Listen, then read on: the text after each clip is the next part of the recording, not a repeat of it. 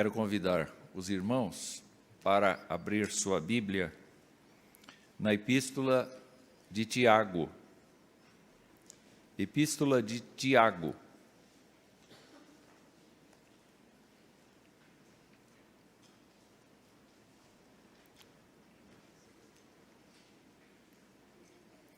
Tiago, capítulo 1.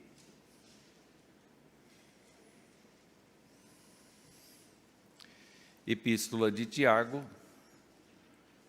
capítulo 1.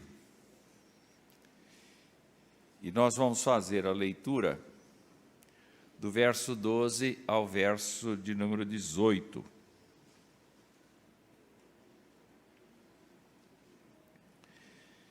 Tiago 1, de 12 a 18. E a Escritura diz assim: Bem-aventurado o homem que suporta com perseverança a provação, porque, depois de ter sido aprovado, receberá a coroa da vida, a qual o Senhor prometeu aos que o amam. Ninguém, ao ser tentado, diga: sou tentado por Deus, porque Deus não pode ser tentado pelo mal, e Ele mesmo a ninguém tenta. Ao contrário, cada um é tentado pela sua própria cobiça, quando esta o atrai e seduz. Então, a cobiça, depois de haver concebido, dá à luz o pecado, e o pecado, uma vez consumado, gera a morte. Não vos enganeis, meus amados irmãos.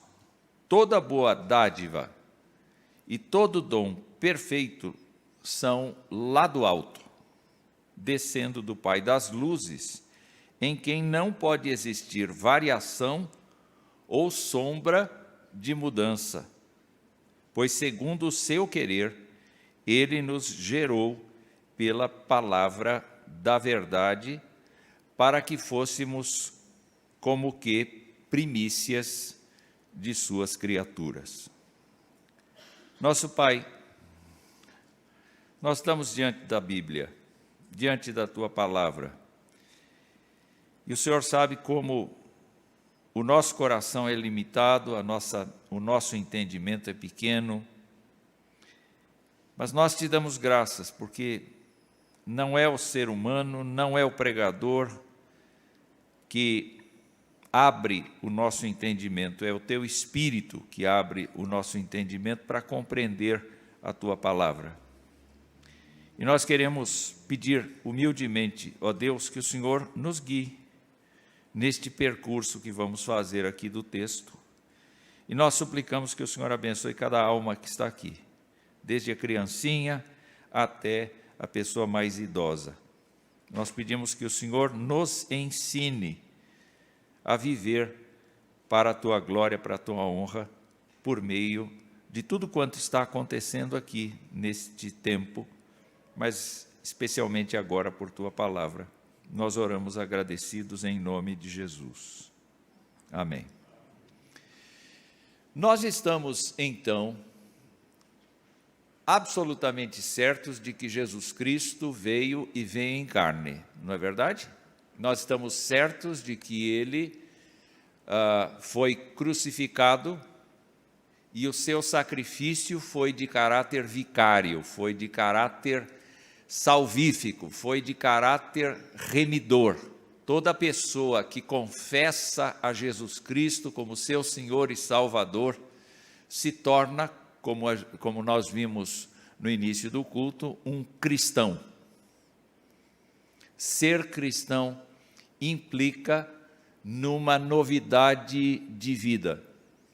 O versículo de número 18 nos diz que Deus nos gerou pela palavra da verdade para que fôssemos como que primícias das suas criaturas. Portanto, ser cristão não é meramente ser um ser humano, mas é ser uma pessoa adotada, justificada redimida, regenerada, santificada pelo eterno Deus. E isso faz toda a diferença. Quando este Tiago, que era irmão de Jesus Cristo, estava vivendo com a família no ministério de Jesus Cristo, durante o ministério de Jesus Cristo, ele não era cristão, não. Ele duvidava. Isso está mais ou menos explicitado em João capítulo 7. Os irmãos de Jesus não acreditavam nele.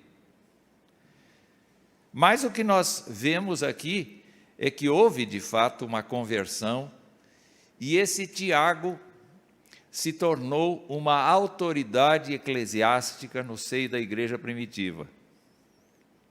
Foi uma dessas pessoas que orientou multidões. Portanto, agora, ele conversa, por meio da sua epístola, ele conversa com pessoas que estão em vários países. No capítulo 1, no verso 1, ele dirige a sua carta, ele começa a sua carta saudando os irmãos da seguinte maneira: eu sou servo de Deus e do Senhor Jesus Cristo. Ou seja, ele não via mais o seu irmão mais velho como uma pessoa que tinha sido executada, mas aquele que ressurgiu dentre os mortos, que ascendeu aos céus, que vai voltar e que, portanto, tornou-se o Deus de Tiago. Quando ele fala de ser servo de Deus e servo do Senhor Jesus Cristo, ele está admitindo com toda a naturalidade que Jesus Cristo tem voz de comando sobre ele, que Jesus Cristo tem autoridade sobre a vida dele e que ele deve o perdão de sua alma, o perdão dos seus pecados a seu irmão mais velho, a Jesus, o Cristo, o Filho do Deus vivo. Só que Tiago dirige então a sua fala às 12 tribos, está lá, que se encontram na dispersão. Isso não significa que sejam as 12 tribos de Israel, mas é bem possível que ele esteja se referindo tanto a judeus quanto gentios que confessam como ele a Jesus Cristo como seu Senhor e Salvador.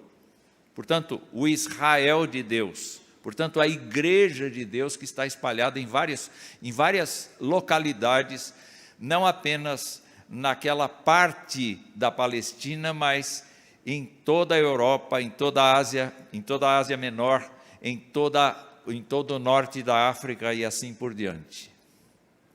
O que nós verificamos aqui é que Tiago introduz para a gente uma explicação acerca do cristão que, salvo o melhor juízo, nenhum outro escritor bíblico do Novo Testamento fez. A inovação de Tiago é que ele vai explicar como é que um cristão peca. Como é que um cristão peca?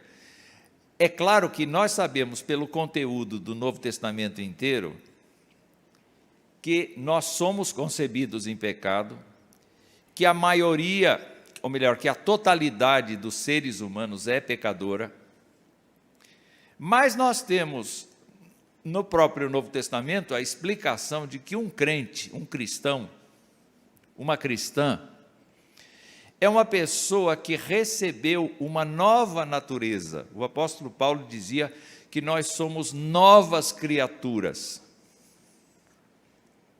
Ele explica, e João também, quando relata a conversa de Jesus Cristo com Nicodemos, diz que era necessário para Nicodemos passar por um novo nascimento. Esse novo nascimento significa que toda a vida em comunicação com Deus, a vida espiritual do crente renasce, porque ela está morta em delitos e pecados no estado natural. O apóstolo Paulo, quando fala de uma pessoa natural, de uma pessoa que não passa por um processo de conversão, diz que essa pessoa não entende as coisas de Deus, diz que essa pessoa considera o que nós aqui cremos como loucura, porque isso foge da sua competência de crer. E, na verdade, não somos nós que adquirimos ou que por nossa capacidade tivemos a competência de crer. Quem nos deu essa competência foi o Senhor. Nós fomos levados a crer. Nós fomos convidados a crer. Nós nos arrependemos dos pecados exatamente pelo fato de que o Espírito Santo nos convenceu deles. Entretanto, quando Tiago fala a respeito do cristão, ele com certeza admite os dois lados do cristão. O cristão é uma pessoa remida, mas o cristão continua tendo dentro de si uma coisa que ele chama de cobiça. Ao mesmo tempo que nós temos graça, nós temos cobiça. Eu acho muito interessante esta explicação, porque eu não vi em Paulo, eu não vi em João. Eu vi indicações acerca do pecado nestes escritores, mas o jeito que Tiago fala da concepção do pecado, eu não vi neles. Como nós estamos aguardando a segunda vinda de Jesus Cristo, portanto, nós estamos na estação do advento, só encaixando meu sermão dentro do seu tema, não é? Vamos olhar, e eu anotei 5 coisas para o ser humano e 5 coisas para Deus. Então nós vamos ter 10 divisões aqui, tá bom? Vamos sair daqui hoje ainda com a graça de Deus, não é? Mas vamos pensar um pouquinho nas coisas que nós temos aqui no texto. A primeira coisa que nós temos no texto relativa ao ser humano, ao cristão, é que Tiago começa assim a sua perícope. Bem-aventurado o homem, ou o crente, ou a crente. É genérico aqui, não é?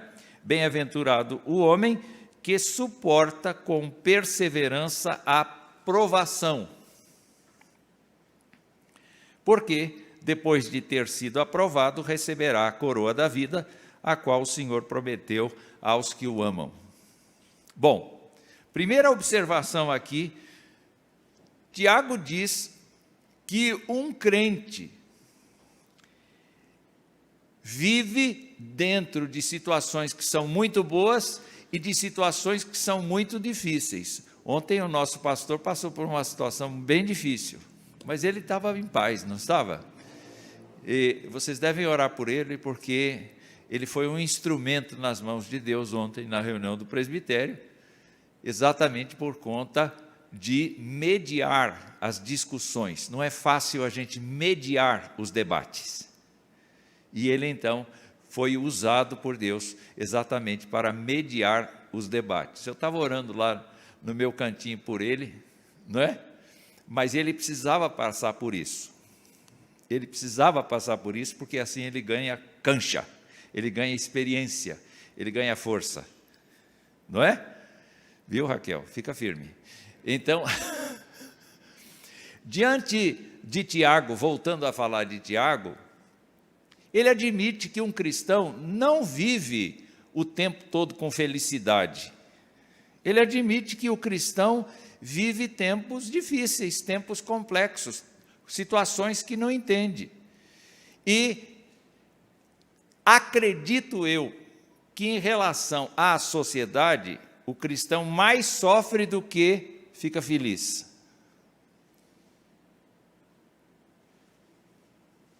Não é verdade? Diante de Deus, não. Ele está colocado em segurança, ele sabe que tem o poder de Deus ali cuidando dele, ele sabe que Deus é soberano sobre a vida dele, mas no contato com as pessoas, até mesmo dentro de casa, ele passa mais tempo em luta do que em felicidade.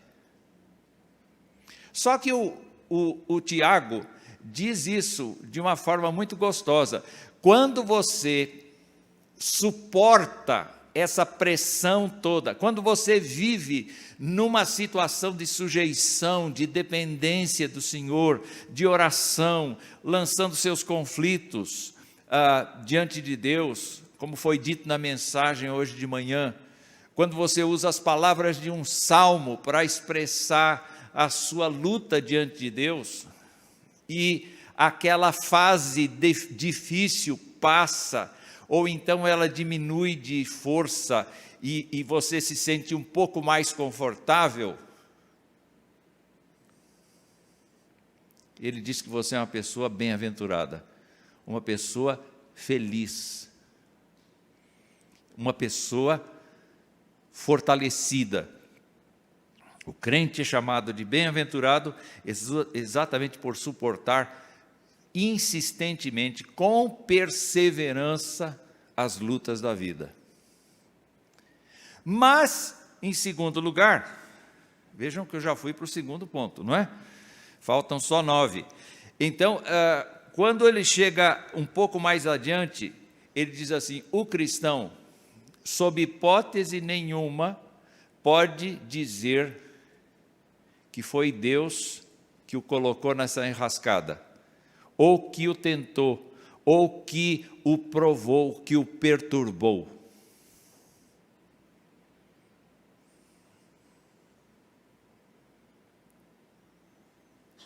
Por que não? Por que Tiago inocenta a Deus?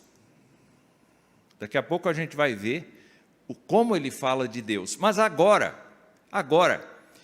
o que eu quero afirmar aqui é que quando um crente diz assim: olha, Deus me fez assim, eu não tenho escapatória, porque se o Senhor é soberano e controla toda a minha vida, mentir foi vontade do Senhor, adulterar foi um ato de soberania de Deus. Isso poderia parecer para todos nós uma coisa ridícula que eu estou falando aqui, mas tem crente que pensa assim: não, nada acontece sem que Deus ou permita ou mande. Então Deus é o culpado. Mas Tiago diz assim: de jeito nenhum, cada um de nós acaba sendo responsável por cada coisa que acontece na vida. Não é Deus que é responsável, Deus é soberano, e a palavra do Senhor diz que Ele, quando a gente é tentado, Ele nos dá forças para nos socorrer, para que a gente não caia em pecado. E João vai afirmar que se nós cairmos em pecado, então nós temos que confessar o pecado, mas nunca, jamais, em hipótese alguma, Tiago aceita a ideia de que Deus é responsável por algum erro nosso, porque Ele não é. Ainda que Deus, na sua soberania, ponha situações como a gente viu em Abacuque ontem no presbitério, quando o profeta diz assim: Deus, como é que o Senhor permite que um exército, um povo profano, exerça disciplina sobre o teu povo? Eu vou trazer mesmo o povo de lá para disciplinar o meu povo, simplesmente porque vocês não cumpriram a sua parte naquilo que foi determinado para vocês.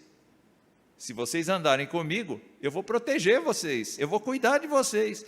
Mas se vocês andarem fora da minha palavra, eu vou expulsar vocês da terra prometida.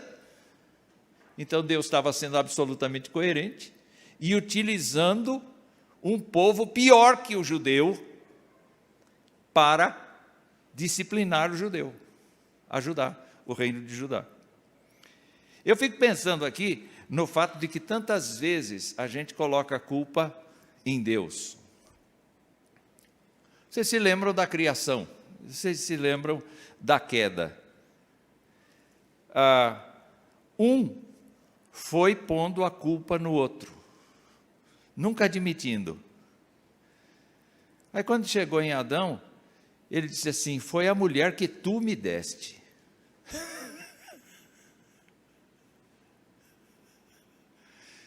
Nós fazemos isso, os cristãos fazem isso, os cristãos põem a culpa no outro.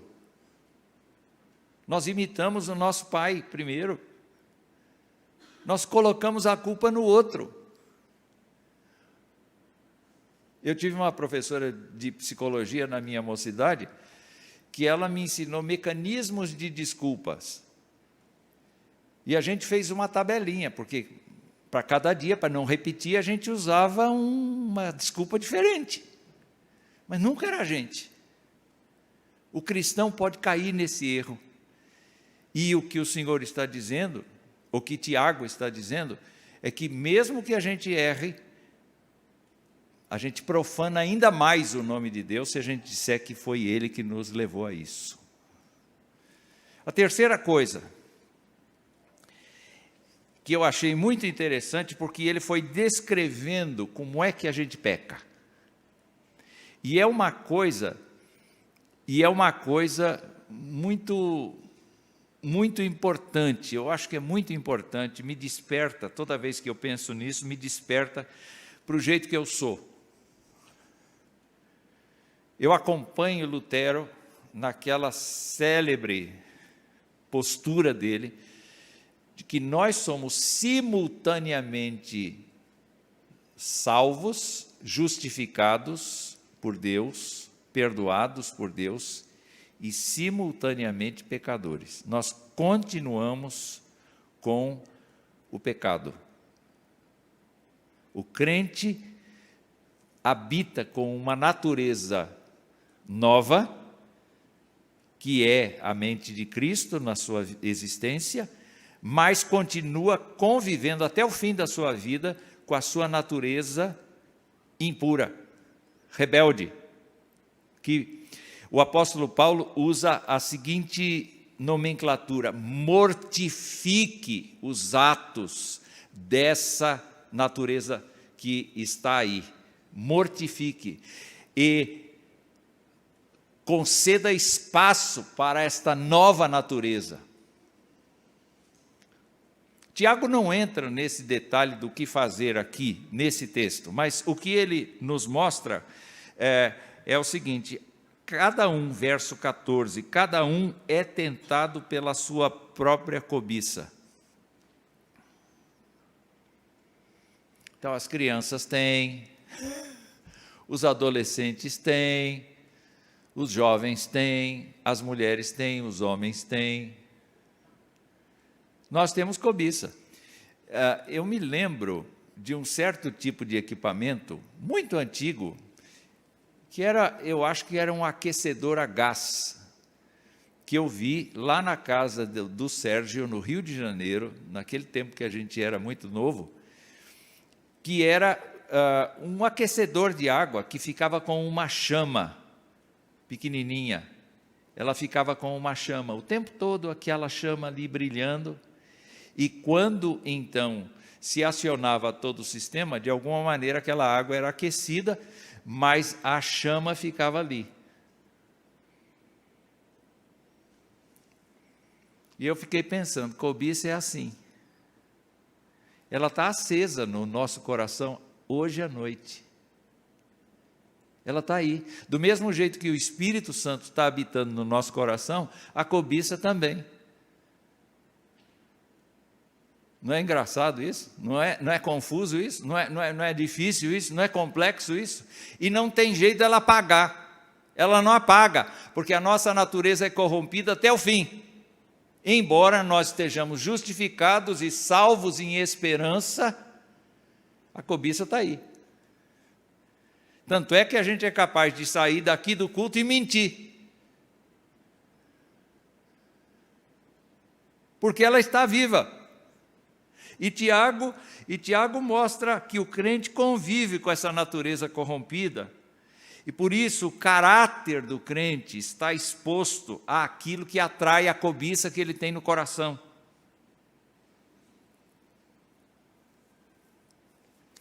Os grandes entendidos em compras, passou a Black Friday há poucos dias, né? Os grandes entendidos em compras dizem que quando você vai olhar uma vitrine e o coração se empolga, é para você dar uma volta de uns 10 minutos antes de entrar na loja. Porque aí você consegue diminuir o facho da cobiça. Porque se você vê uma coisa e diz assim, eu preciso disso, o que acontece com o cérebro da gente? Vocês já pararam para pensar? A gente começa a fazer cálculos, se dá dentro do orçamento, a gente começa a estudar uma maneira mais fácil de pagar, a gente começa a trabalhar a ideia de prestação, de quanto vai custar, se cabe dentro do orçamento, a gente fica pensando, espera aí, agora em dezembro vai sair o 13º, eu tenho chance. A gente enlouquece. Quando um rapaz está com uma moça namorando no escuro, os dois têm as coisas naturais da vida. Essa atração física, esse desejo físico é uma coisa que Deus criou. Entretanto, quando eles têm o momento, quando eles têm a oportunidade, eles enlouquecem. Simplesmente eles perdem o controle emocional, eles perdem o controle mental, eles perdem a inteligência e eles se entregam à paixão. Isso acontece com homem diante de equipamentos, não é? Isso acontece com mulheres diante de sapatos. Isso acontece com todo mundo diante das coisas que estão diante de nós. E Tiago mostra claramente isso, que quando nós damos espaço aos desejos do nosso íntimo, eles crescem tão rapidamente que a gente não tem controle sobre eles. E aí, dessa cobiça pequenininha que aparentemente é inofensiva, gera um pecado, que é uma falta contra Deus. E, ao mesmo tempo, o pecado gera uma consequência que pode trazer a morte.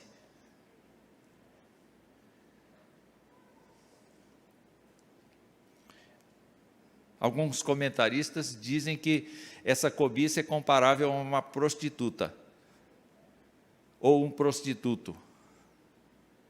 É uma pessoa que não tem amor à vida, mas que se entrega a qualquer coisa na primeira oportunidade que há.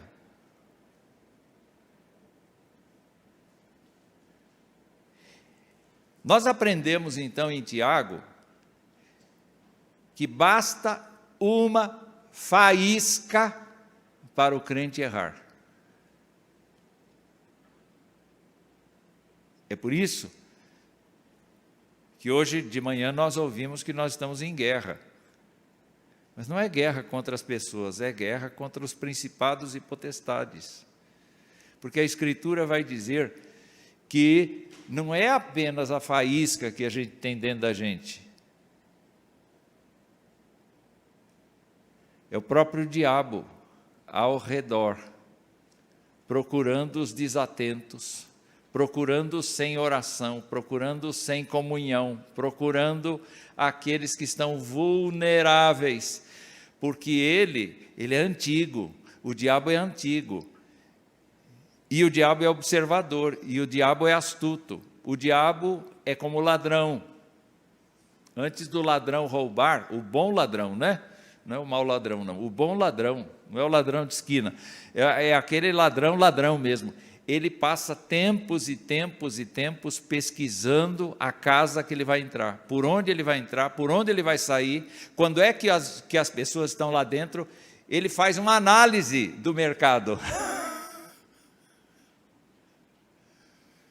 O diabo faz isso conosco. Então, se o cristão não presta atenção no fato de que ele agora tem uma dívida para com Jesus Cristo, se ele se torna vulnerável, a partir dele mesmo, ele fracassa. E ele não pode pôr a culpa em Deus, não. A quarta coisa que eu vejo é que o crente, todavia, por deliberação exclusiva da vontade divina, tem nele a vida gerada por Deus por sua palavra. Isso está escrito aqui, não é? No texto que nos mostra que, segundo o querer de Deus, verso 18, Ele nos gerou pela palavra da verdade. Essa geração, essa forma como Deus nos tratou, criou dentro da gente a capacidade de dizer não aos pecados. Não é que a gente não peca, mas nos deu o poder de dizer não para o pecado.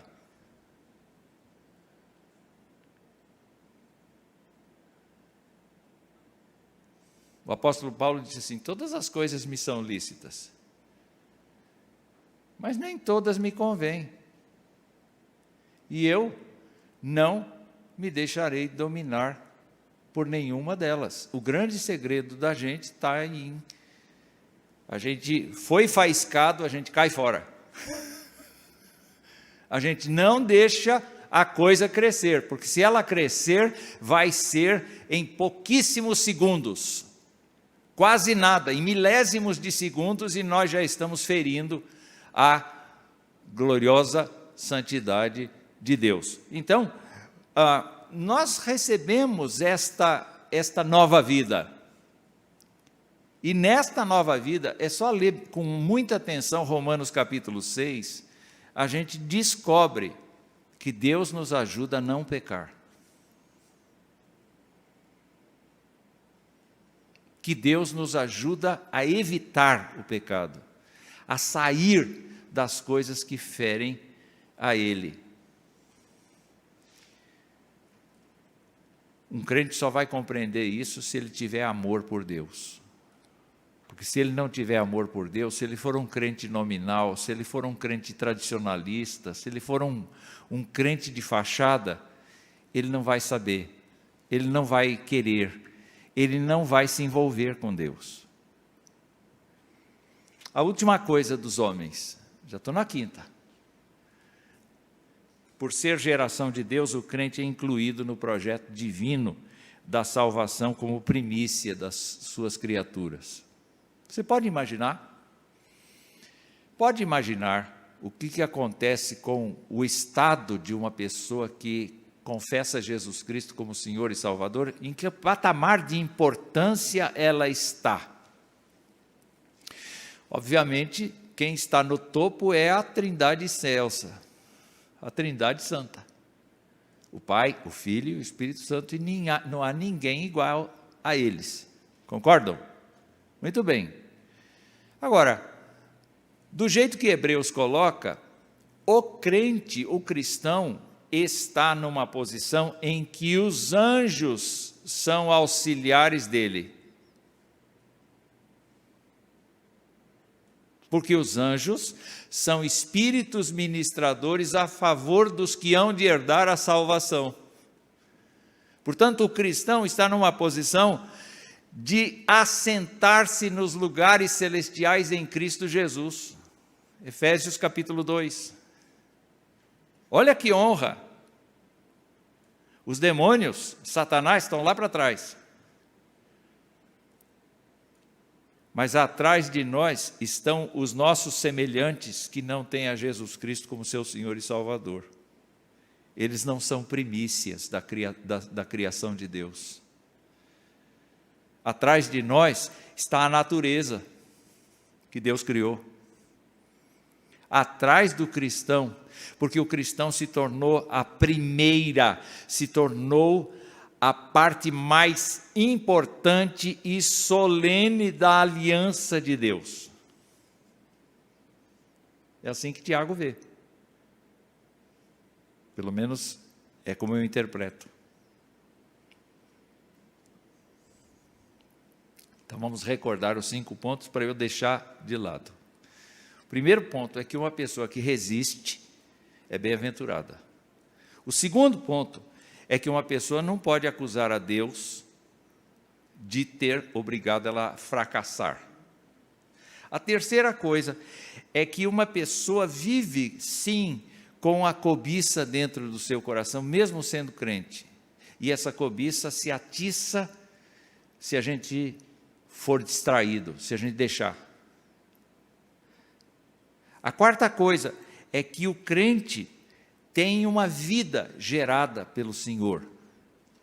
Por isso ele pode resistir. E a quinta coisa é que o propósito de Deus é que esse crente seja primícia das criaturas dele. Entendemos isso? Agora vamos ver como é que Tiago enxerga Deus. E Tiago começa dizendo que o Senhor, verso 12, prometeu a coroa da vida. E a coroa da vida, nós podemos entender que é a salvação eterna, que é a convivência eterna com o Rei, como se nós fôssemos príncipes e princesas. Ele prometeu que ele dará ao cristão que passa por todas as provações com perseverança, aquele cristão que ele mesmo salvou e que passa pelas provações, vai receber a coroa da vida. Está lá. A segunda coisa que a gente verifica é que Tiago diz que Deus não pode ser tentado pelo mal. Ele não pode ser tentado pelo mal. É tão distante, é tão diferente, é tão desigual a situação de Deus e a situação humana, que o mal não atinge Deus, embora ele seja, como diz a Escritura, o criador do mal, ou o criador da possibilidade do mal. Algumas pessoas têm muita dificuldade com isso, mas eu exemplifico com a nossa educação que a gente dá para os filhos. Uma criança pequena faz alguma traquinagem, não é? E não sabe o que está fazendo, está inocente no pedaço, não é? Não sabe o que está fazendo, mas o papai e a mamãe dizem assim: olha, eu não quero que você faça isso de novo, porque se você fizer isso de novo, eu vou te disciplinar, eu vou te corrigir o caminho, e disciplinar dói, muito mais no pai e na mãe do que na criança. Não é verdade? Não é verdade? Porque é duro para a gente impor um castigo, uma disciplina para o nosso filho, para a nossa filha. E muita gente amolece nessa hora. Mas para a gente manter o caminho da criança, no qual ela deve andar e ficar até envelhecer, vai precisar de um pouco de dor. Não é verdade? Então, você que é pai, você que é mãe e que já apanhou muito na vida, sabe que dói. A criança não sabe que dói.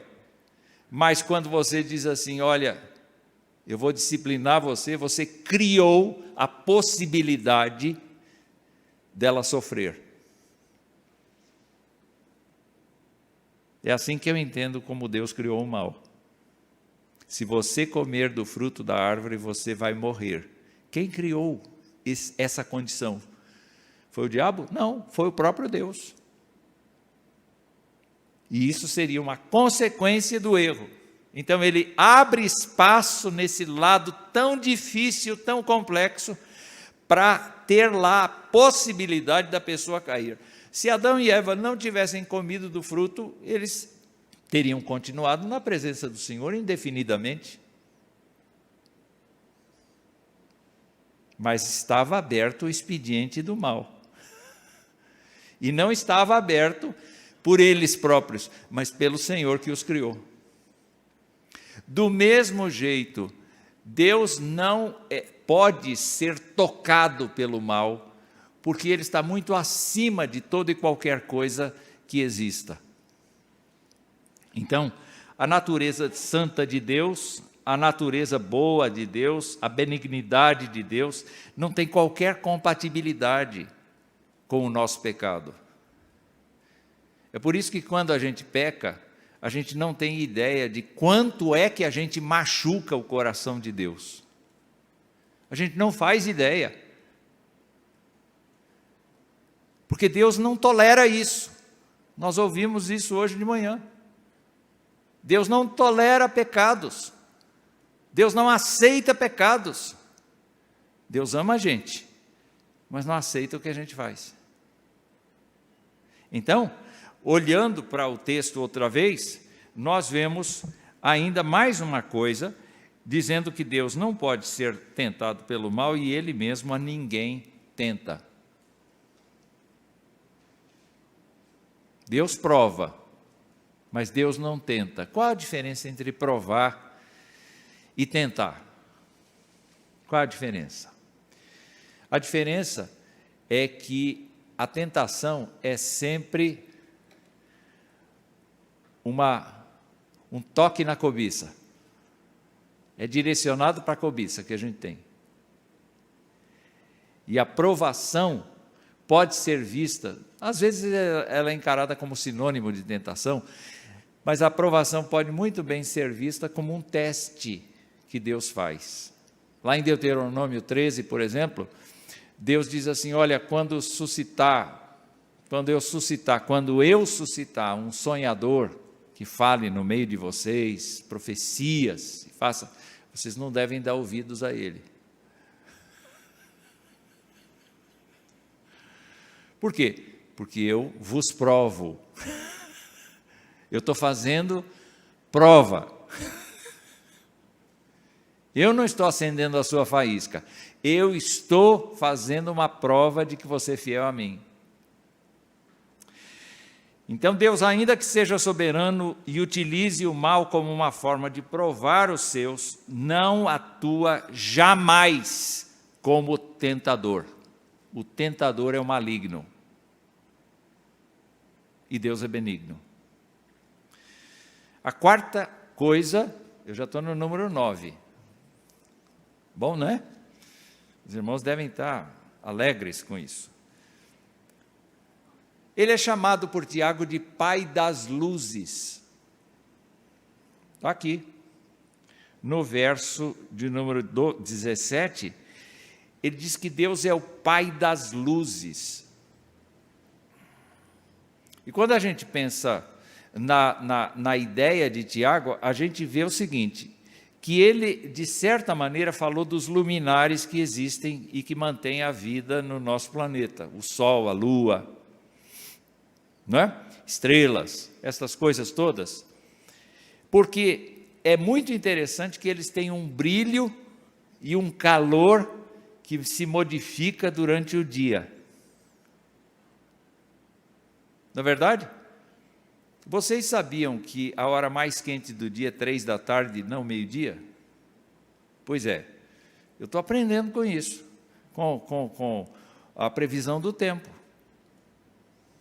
É muito interessante, 3 horas da tarde é a época mais quente do dia, segundo a previsão do tempo. Mas, do mesmo jeito que aquece, desaquece. Nós temos ocasião em que a gente pode andar à noite sem nenhuma lâmpada, nenhuma lanterna, e a gente enxerga razoavelmente bem, porque a lua está fenomenal, está absolutamente linda, grande, iluminando tudo, e nós conseguimos andar até, evitamos de tropeçar. Na completa escuridão da noite, a lua nos ilumina. Mas isso passa. E Tiago diz assim, ele é o pai das luzes. Ele criou essas luzes, mas ele não brilha como elas, ele brilha sempre. Deus não muda. Deus é sempre benigno, Deus é sempre misericordioso, Deus é sempre caridoso.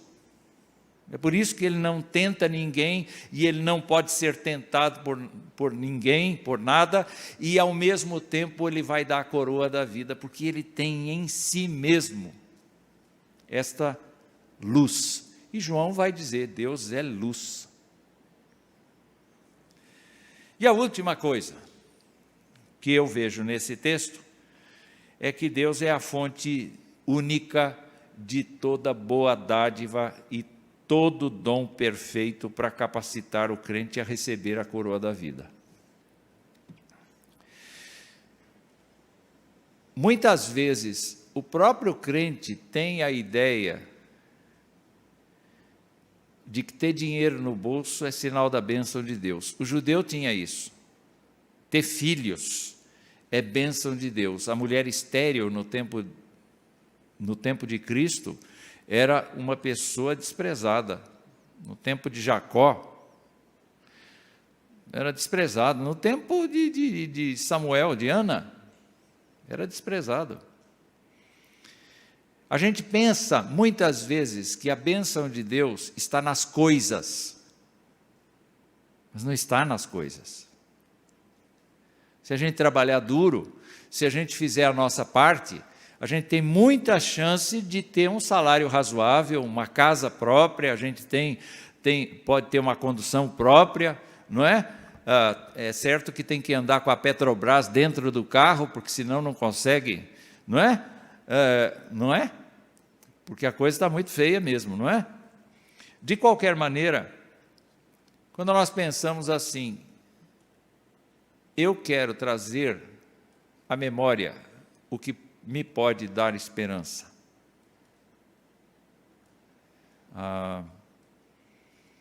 As misericórdias do Senhor são a causa de eu viver. E eu estou vivo, estou me beliscando aqui, eu estou vivo. Senhor, glória ao teu nome, porque é o Senhor que me dá respiração e tudo mais. O salmista diz assim, minha alma, ele fala com a alma dele, lá no Salmo 103, e ele diz assim, bendize minha alma ao Senhor, e tudo que há em mim, bendiga o seu santo nome. Por quê? Porque Ele perdoa meus pecados.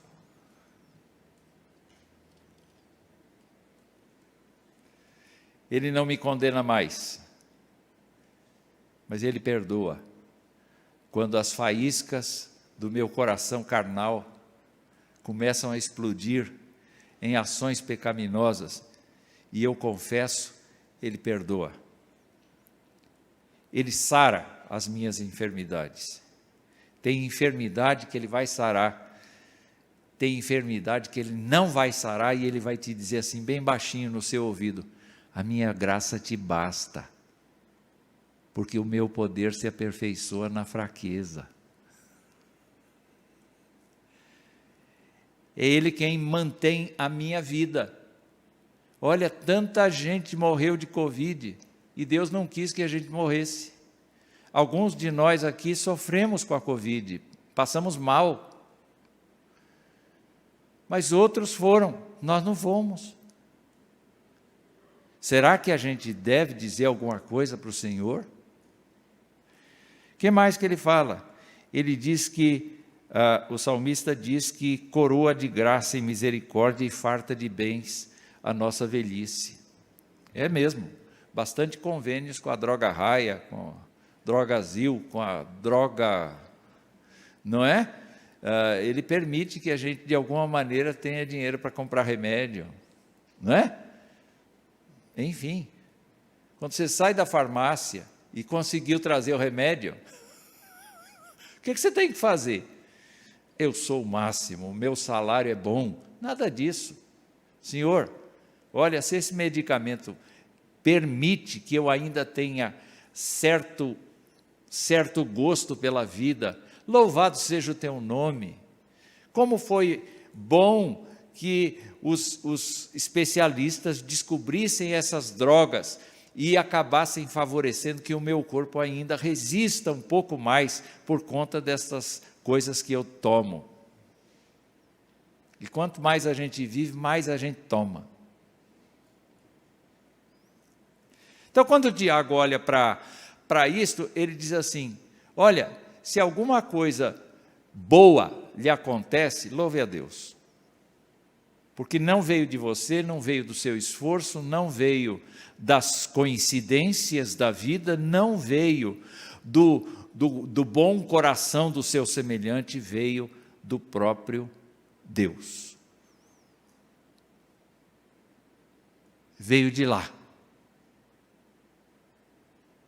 Então, são diversas coisas aqui, mas eu queria recordar apenas a parte que fala de Deus. Deus promete a coroa da vida para aquele que o ama e que foi aprovado por ele, que suporta com perseverança a aprovação. Deus é santo e bom, Deus não tem compatibilidade com o pecado. Deus, ainda que seja soberano, não atua como tentador. Deus é o Pai das luzes. Nele não existe variação nenhuma, ele continua fiel até o fim. E por último, Deus é o único que pode nos dar coisas boas, que permanecem para sempre. Eu sei que eu falei demais, mas eu desejo que Deus abençoe a sua vida. Que você se lembre que você é uma criatura perigosa.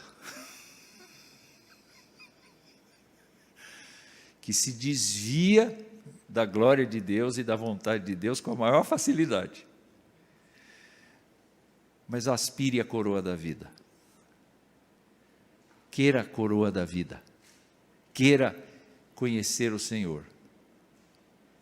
Queira ser fortalecido na graça do Senhor. Que Deus nos abençoe.